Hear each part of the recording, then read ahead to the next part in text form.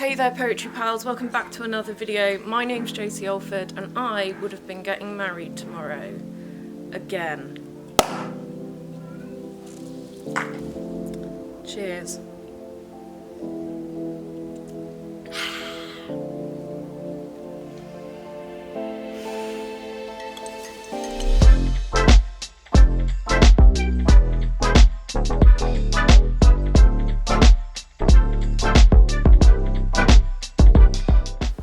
Before we go any further, hang on, let me check. Before we go any further, let me check my microphone's on. But before we go any further, please make sure you like and subscribe. It really helps small videos like me get found, and I'd really appreciate it. And while we're on the subject, why don't you follow me on social media? I am at Josie Alford Poet on all of the things. Okay, weddings. If you're watching this after July 17th, then I will have had 4 wedding dates. So basically, here's what I'm doing. I'm making a video about the weddings. Yeah. About the whole process, and I'm going to finish with some advice. Okay. I've been with my partner Trey for like nearly 10 years now, and in 2018, July, I proposed to him, and I proposed to him because he was taking too damn long, and I wanted to get us married, and I did it with a poem, and it was super lame. I did it on the beach, he said yes, and then I've actually uploaded this poem to YouTube, so I'll link it so you can watch it. So we then procrastinated for about a year, and then we set the date for July 2020. Now, if you're watching this in the far future, 2020 was not a good year. So we actually went into lockdown in April 2020, and right like 2 weeks before we were meant to have our engagement shoot with our wonderful photographer.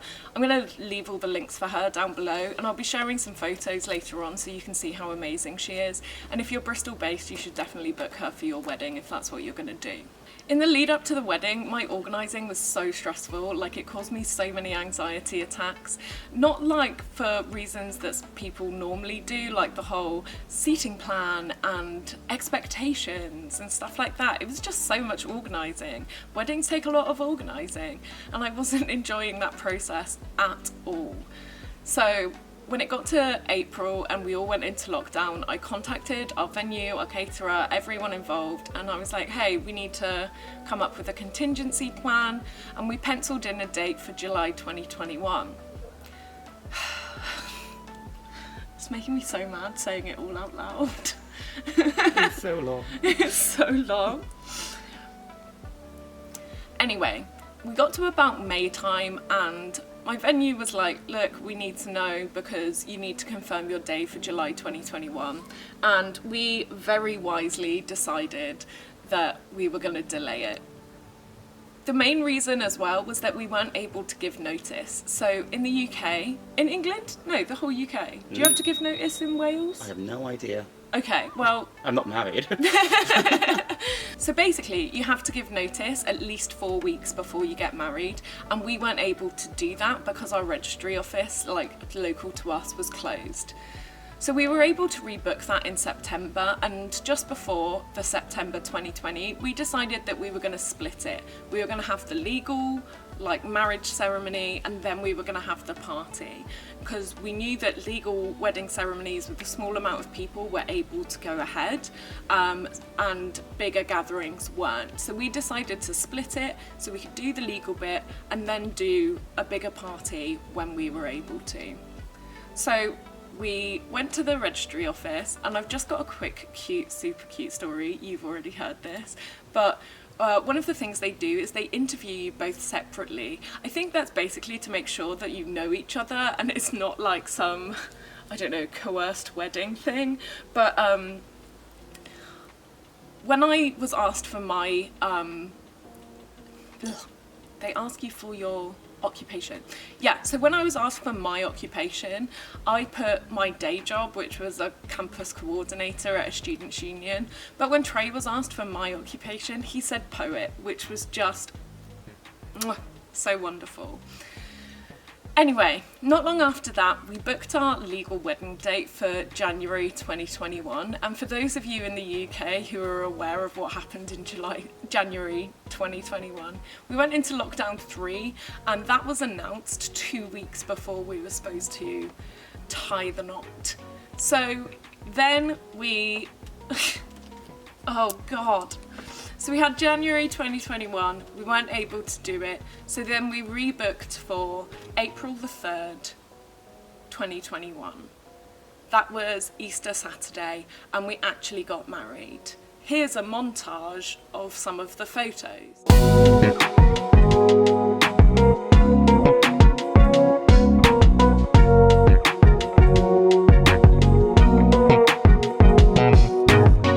Was super cute.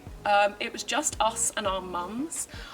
Interesting fact, we were one of the last people to get a handwritten paper certificate, which is kind of sad for people who are getting married in the future. Having a paper one is quite nice, but also it's kind of a good thing, because with that change comes the change that you don't have to have your father's occupation listed on there. You can have your mum instead.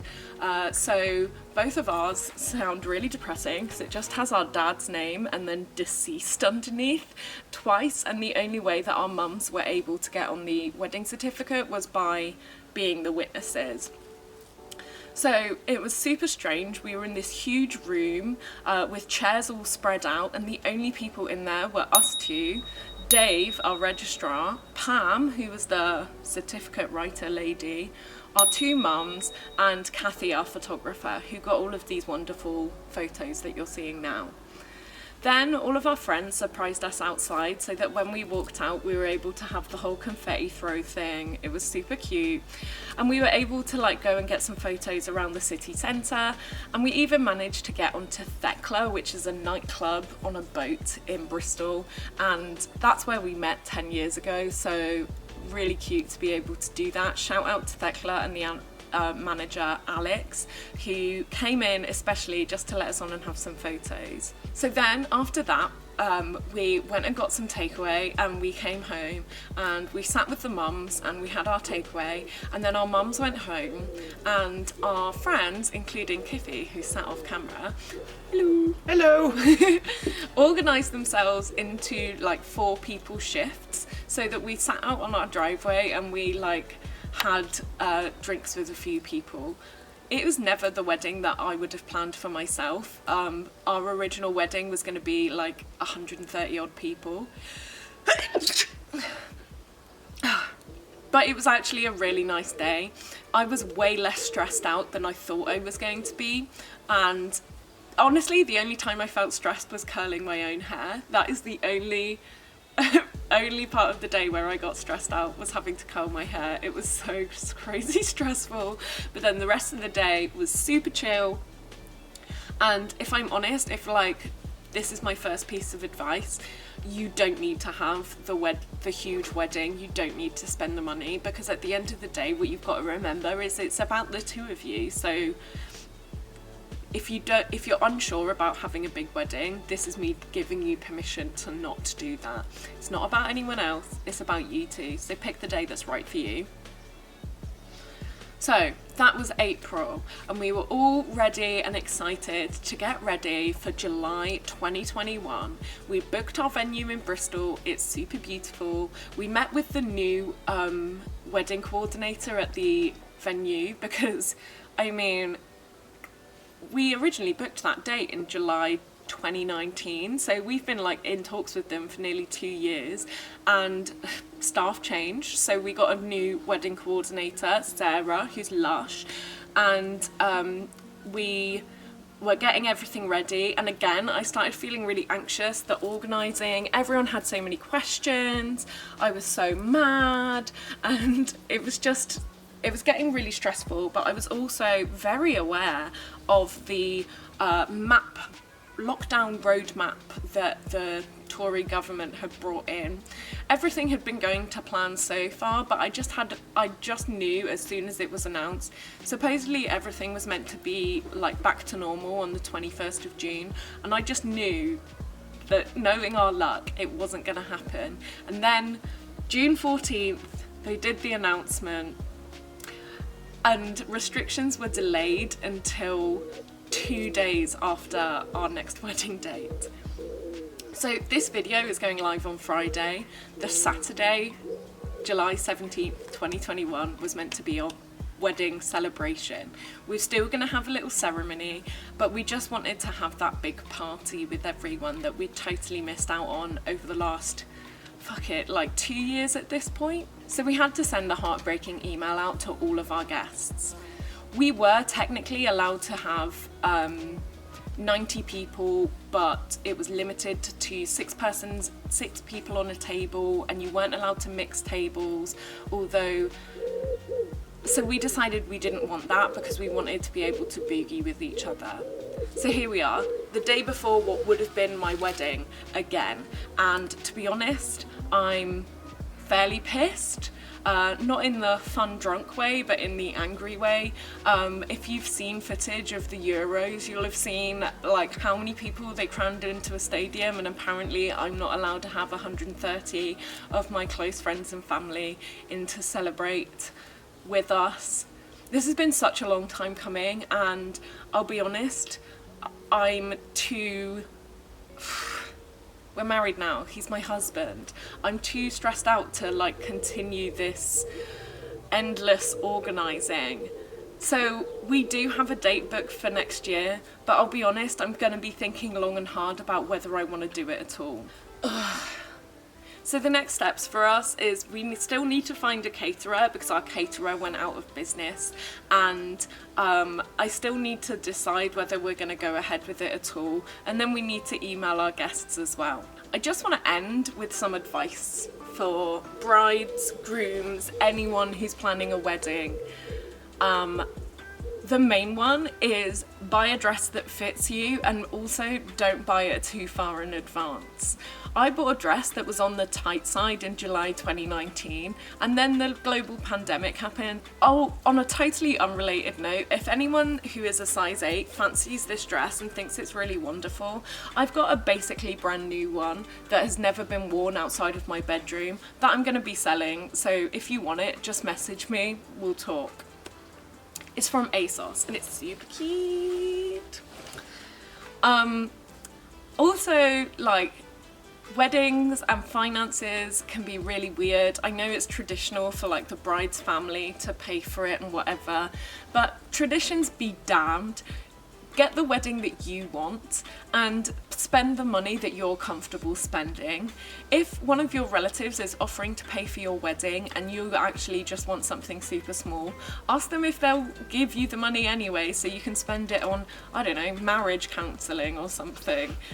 Which, that's no shade, I'm genuinely saying that's a good investment. I would argue that it's a better investment for your long-term relationship than it is one day, which you're just going to be too stressed out about, or buzzing about, or too drunk to remember, unless you don't drink, whatever. What's my last bit? What other bits of advice? Don't take anything for granted, but you never know when the next pandemic is going to start. Oh, and also, if you're watching this and you haven't watched Lena Norms's video, then definitely go and check it out. I'll link that in the description as well. Yeah, so cheers. I know I'm not the only one who's been through this with a wedding in lockdown, and my heart goes out to all of us who haven't had the day that we imagined. I hope that you still had a really wonderful day anyway. Hey guys, video editing Josie here. I just wanted to hop on before the video ends to add a couple of things that maybe chaotic filming Josie missed out yesterday. Did you know, for example, that the average wedding in the UK costs £30,000? If you were curious at all, we managed to get ours for about 10,000, and actually throughout the various like delays and whatever, we've been very lucky for not losing out on our money at all. In fact, the only bit of money that we lost was the deposit that we paid for our caterer, who went out of business, but they also refunded half of the deposit anyway. So I think we ended up losing maybe £100, which I know £100 is a lot of money, but I know of people who have lost thousands in this process. So altogether, quite happy with that. £10,000 for a wedding might seem like a lot, but we genuinely spent so much time and effort finding workarounds to make it as affordable as possible. So for example, you'll notice that the flowers I'm carrying are all made from origami paper, and the rule is we weren't allowed, they're actually made from old colouring books. You know, when we went through that phase of everyone bought everyone a colouring book for Christmas, well, that's from that. All of the flowers on the tables are all going to be origami made from recycled paper. I got my dress I've got two dresses from ASOS, but I was totally planning on buying them secondhand. It just so happened that ASOS had the dress for me. I also managed to get my bridesmaids dresses on Amazon, very affordable, and you know, we decided not to have a really posh sit down meal, which definitely made it a lot cheaper. I just wanted to bring this up because I think there are ways that you can have a really special day without spending loads of money. No disrespect if you want to spend loads of money, but we were paying for it ourselves, still are. Yesterday when I was filming, you can tell that I'm really annoyed, and like there was a part of me that really didn't want to go ahead with the wedding at all.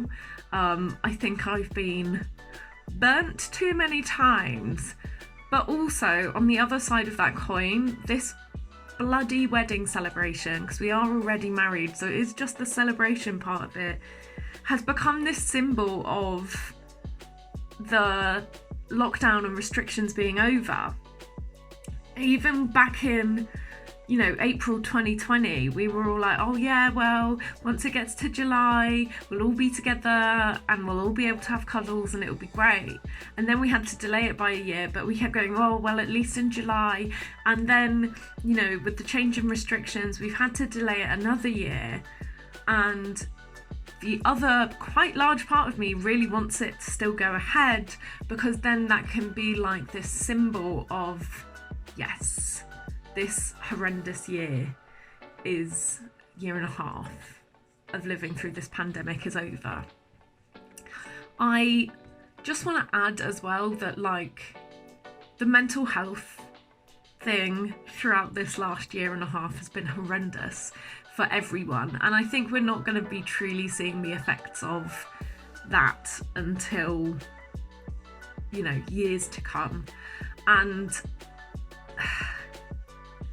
I think for me, this organising the wedding thing and like mental health and the old pandemic have become so wrapped up in each other that I may have coloured wedding planning as less fun than it actually is. I know a lot of people who very much enjoy wedding planning, and that's great. I personally do not. I also think that there's definitely an element here of like, is it misogyny though, or is it? It's just the thing where it's like, oh well, you're getting married, and if you're in a heterosexual seeming relationship, then it's up to the woman to organise it. And I don't like that. So I did have a conversation with my husband to say that if we are going to go ahead with next year, that he's going to have to finish off organising it, because I don't want to do it. Bye, back to filming, Josie. So that's it for this week. I hope you enjoyed this rambling chat about my journey through weddings and stuff like that.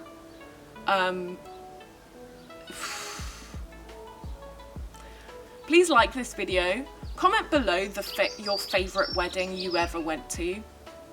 My favourite was actually one of my old church friends. They had barn dancing, which they told me about before, and I was like, ew, no. And then I went and it was really fun. I love a barn dance, it turns out. They also had hog roast for dinner, which I think, like, a low maintenance dinner is wonderful. So yeah, comment below with your favourite wedding, like this video, subscribe. I'll be back with more poetry related videos next week. Thanks so much for watching. I'll see you all soon. Bye!